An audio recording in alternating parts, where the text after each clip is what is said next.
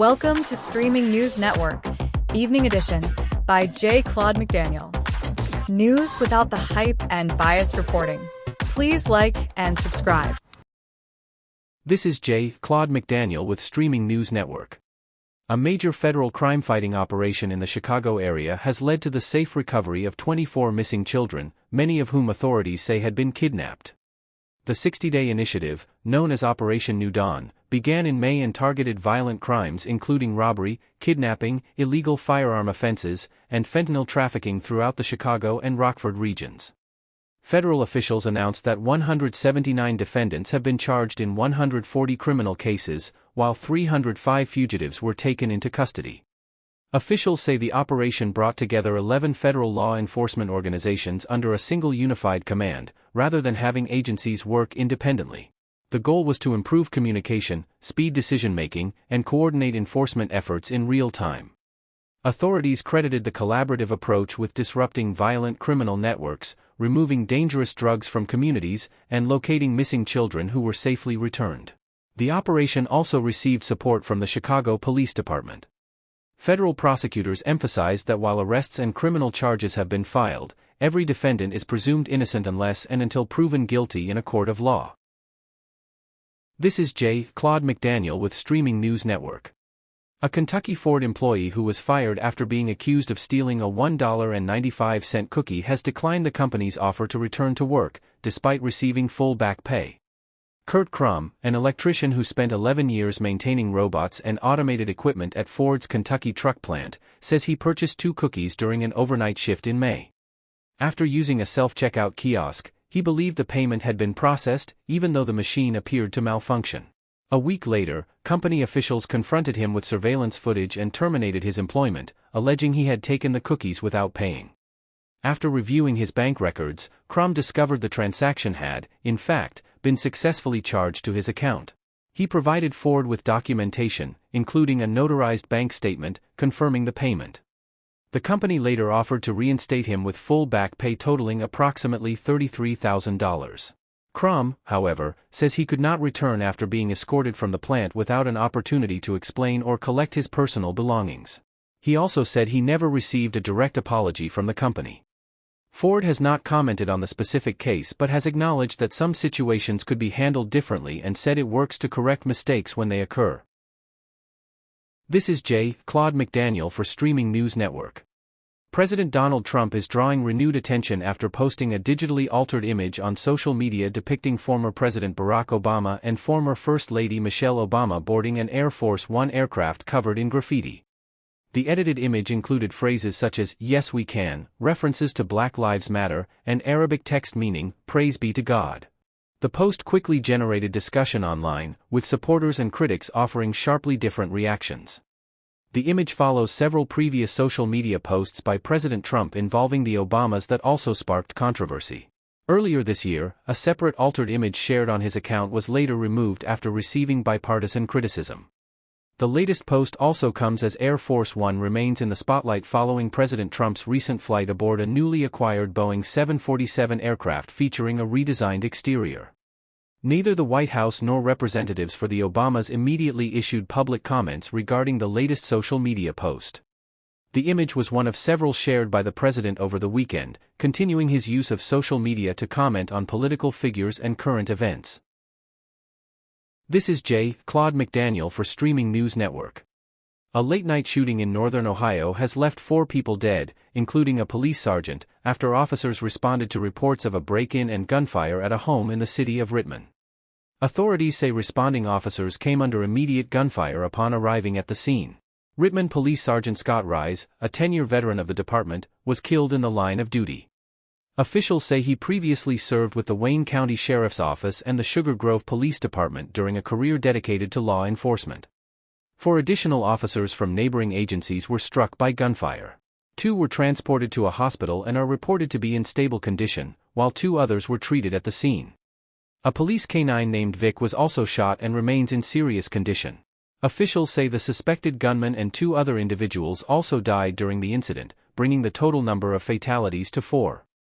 Authorities have not yet released the identities of the other victims or additional details about what led to the shooting. Several law enforcement vehicles at the scene sustained heavy gunfire damage as investigators continue processing evidence. The investigation remains active, and authorities say more information will be released as it becomes available. This is J. Claude McDaniel for Streaming News Network. Ukraine says a shortage of advanced Patriot interceptor missiles prevented its forces from stopping a large Russian ballistic missile attack that struck Kyiv and other areas overnight. According to Ukrainian officials, Russia launched 23 ballistic missiles, more than 36 cruise missiles, and hundreds of drones. While air defense crews intercepted many of the drones and cruise missiles, officials say none of the ballistic missiles were successfully destroyed. Ukrainian President Volodymyr Zelensky said the country's air defenses performed well against other threats but lacked enough interceptor missiles to counter the ballistic barrage. Defense officials renewed calls for additional Patriot interceptor missiles from allied nations, arguing that existing stockpiles could strengthen Ukraine's defenses immediately. The issue is expected to be discussed during a planned meeting this week between President Donald Trump and President Zelensky on the sidelines of the North Atlantic Treaty Organization summit. Mark Rutte acknowledged that interceptor missiles continue to reach Ukraine but said alliance supplies are limited and called on member nations to increase production. Military analysts note that advanced air defense interceptors remain in high demand worldwide, making rapid replenishment of stockpiles a continuing challenge. This is J. Claude McDaniel of Streaming News Network.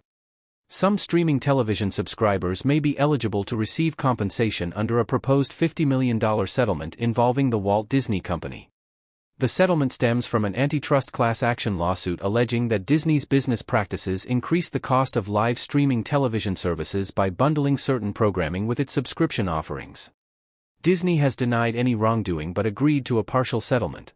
The proposed agreement applies to eligible subscribers of YouTube Television and DirecTV Stream who maintained qualifying subscriptions between April 1, 2019 and March 31, 2026. Eligible consumers have until September 8 to submit a claim. Those who received a settlement notice by mail or email can use the identification number included in that notice to file. The amount each claimant receives will depend on several factors, including the number of approved claims, the length of the qualifying subscription, and other settlement terms. A final court approval hearing is scheduled for January 14, 2027. If the settlement receives approval, payments are expected to begin approximately 90 days later. Claims involving Fubo, which was part of the original lawsuit, remain unresolved and are still pending before the court. This is J. Claude McDaniel with Streaming News Network. Millions of Americans are scheduled to receive their next Social Security payment this Wednesday under the Social Security Administration's monthly payment schedule. This week's payments are for retirement, survivor, and Social Security disability insurance beneficiaries whose birthdays fall between the 1st and the 10th day of any month. Beneficiaries with birthdays between the 11th and 20th will receive payments on July 15, while those born between the 21st and the 31st are scheduled to be paid on July 22. Recipients of supplemental security income, along with those who began receiving Social Security before May of 1997 or who receive both Social Security and supplemental security income, have already received their July payments.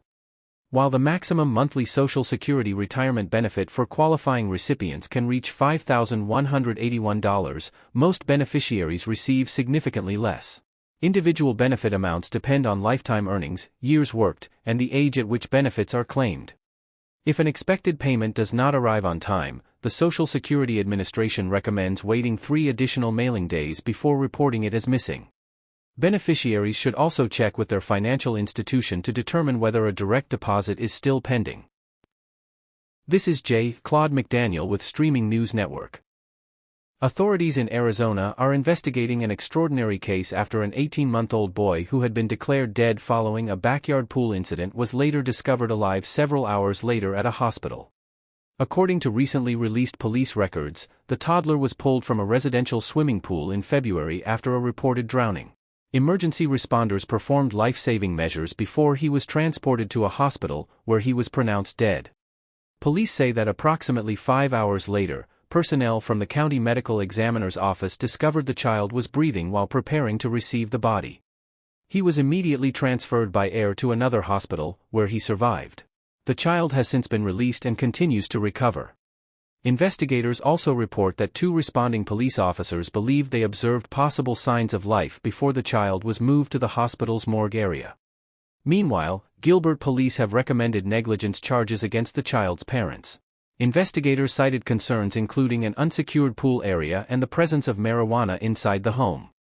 Prosecutors are reviewing the evidence and have not announced whether charges will be filed. The hospital says it has completed an internal review and is implementing changes to strengthen patient care procedures. This is J. Claude McDaniel with Streaming News Network.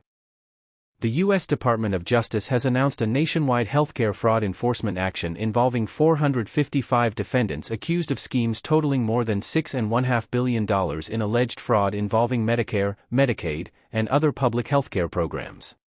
According to federal prosecutors, those charged include 90 physicians and other licensed medical professionals.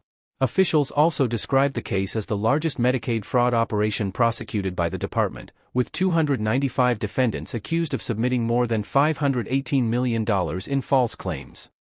Among the allegations are schemes involving fraudulent billing for durable medical equipment that patients allegedly did not request or need, as well as improper claims for expensive wound care products supported by alleged illegal kickbacks. Federal officials also alleged that some of the schemes targeted vulnerable individuals, including senior citizens, people experiencing homelessness, and those struggling with addiction. In addition to the criminal charges, officials say nearly 2,500 healthcare providers had their billing privileges suspended or revoked. The Department of Health and Human Services also reported preventing more than $10 billion in suspected fraudulent Medicare payments. Authorities emphasized that the charges are allegations, and all defendants are presumed innocent unless and until proven guilty in a court of law. Thank you for listening to Streaming News Network videos and our short reports. Please like and subscribe to our news channel.